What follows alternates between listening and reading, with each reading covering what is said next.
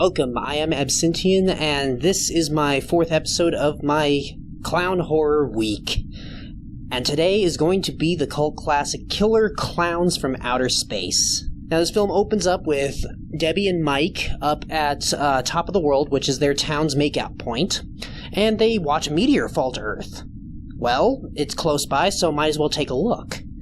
Once they're there, they find a circus tent, and they go inside because might as well, out in the middle of nowhere, weird circus tent. Good idea. They find out that it is a spaceship, and within there, they find cocoons of cotton candy that have humans inside. They escape with their lives after being shot by guns that shoot popcorn. Now, what do? Well, gotta go to the sheriff. Luckily, Debbie's boyfriend, or ex-boyfriend, before Mike, named Dave, is a sheriff of their town now, so she goes to him because he'll at least somewhat believe what they're talking about when they, talk about clowns that attack them with popcorn guns and are cocooning people in cotton candy. Yeah, totally believable. So they go, and Dave gives them the benefit of the doubt, and as Mike and Debbie are going to show him and give him proof of what they just said, the clowns, meanwhile, are coming into town and wreaking havoc, taking people and cocooning them and putting them in balloons. That is an awesome premise for a movie already. Now, some bad parts of the film is basically they had some one scene that they kept dragging on for a bit. They kept revisiting it, and while it was a bit of comedy because it was the clowns that were kind of experiencing human products like powders and shampoo in a pharmacy, they kept returning to it, but they kept on kind of lingering on that scene a bit too long, while they could have been, just add a few more scenes of the mayhem elsewhere, because they kept on having that interspersed with the other scenes of the clowns wreaking havoc around the town. And then they had kind of a time issue, where the biggest thing was we had a scene where Debbie was getting ready for a shower, goes in, and then we see a bunch of scenes of the mayhem within the town.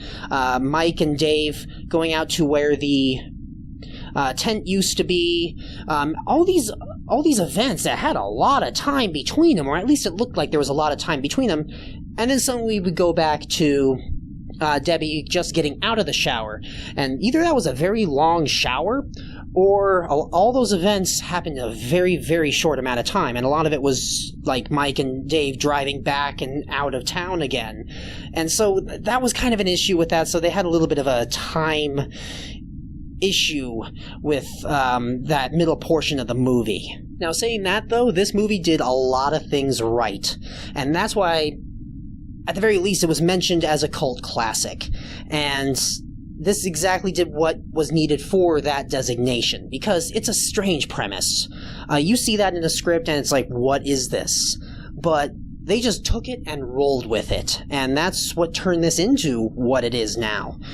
It has all the special effects that were very well done. The matte paintings to create this huge depth of how big this ship was, even though it looks small from the outside. And then the actual clowns themselves, the costumes and the effects with how their faces move and change to create expressions just worked perfectly for them. It still works fine right now today, and I absolutely love that. And it still holds up throughout everything. And I think that's really what is big about this movie, is that they went so far into the technology of the alien clowns themselves. Like, all the guns have this weird kind of carnival, like, toy quality to them, or all the technology is based off something that would be in a carnival, like popcorn. And they just go all out with it. It's not just, oh, popcorn is evil. It's a great scene when you find out what the popcorn does.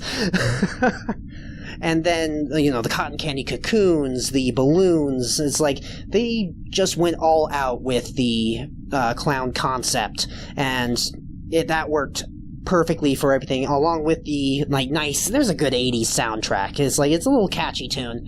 So, even that, very fun to listen to. And just everything just fits so well together. All the elements just came together in such a way that it just made it great to watch. Now, if you haven't guessed from what I just mentioned about the good stuff, is that this is a definite must-watch.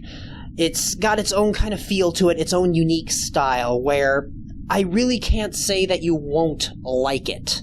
It's something that you have to try and experience yourself and see if you like it or not. It's like, that's what is about a lot of cult films, is that sure, there's a lot of people that won't like them. They will maybe find like a lot of things that they don't like, or just something that just won't hit them right.